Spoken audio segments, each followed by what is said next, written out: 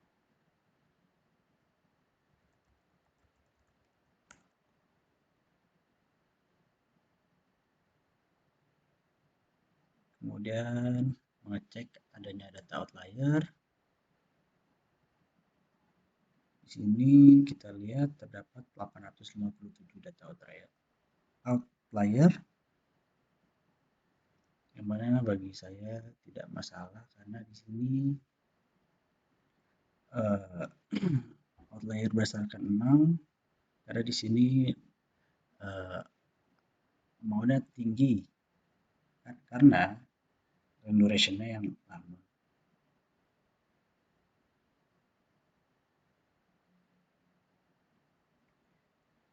Kemudian saya akan menampilkan visualization menggunakan Tableau. Nah, di sini pada slide pertama ini saya menampilkan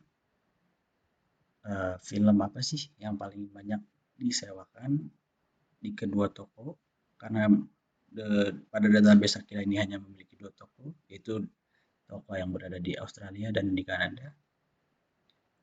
Jadi di database untuk film yang paling banyak disewakan di kedua toko tersebut ialah Bucket Brotherhood, sebanyak total 34. Bisa dilihat kemudian setelahnya. Kemudian film yang paling banyak disewakan di toko Australia adalah Juggler Harley dengan total 23 kali penyewaan. Dan untuk di Kanada paling banyak ialah Bucket Brotherhood. Kemudian selanjutnya saya ingin melihat persebaran film yang disewakan.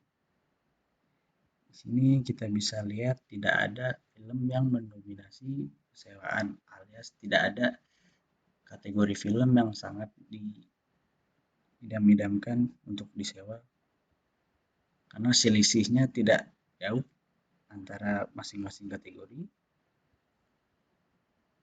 Kemudian di sini menampilkan data film yang paling sering disewakan berdasarkan kategori. Di sini dapat kita lihat film kategori sport paling banyak disewakan di kedua negara dan selanjutnya. Dan yang paling sepi untuk dikatakan ialah film dengan kategori musik.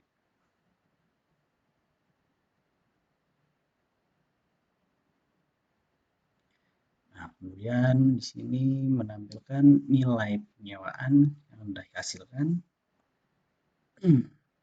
Film yang paling menguntungkan dari segi penyewaan di sini ialah film dengan kategori sport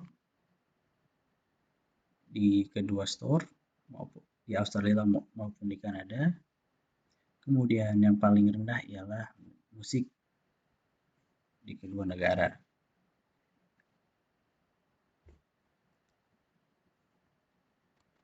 Kemudian kita kembali ke sini. Di sini saya juga menampilkan data menggunakan Pyplot. Kita langsung skip saja karena sama saja. Nah, kemudian kita di sini ingin menguji normalitas dari nilai sewa atau amount. Di sini kita lihat nilai Pivala dikurang dari alfa. Berarti data tidak berdistribusi normal, kemudian juga jumlah banyaknya sewa tidak berdistribusi normal juga. Kemudian di sini kita ingin melihat korelasi di antara setiap kolom di antar tabel. Nah, di tabel 1 kita bisa lihat, maksudnya di tabel rent, di sini kita lihat tidak ada yang sangat berpengaruh. Di sini yang paling berpengaruh terhadap jumlah rent adalah income. Kemudian korelasi nilai dari tabel 1 di sini kita lihat yang paling berkorelasi ialah terhadap Nilai rental ialah amount dan rental duration. Berikut penjelasan dari saya. Mohon maaf jika masih banyak kekurangan. Wassalamualaikum warahmatullahi wabarakatuh.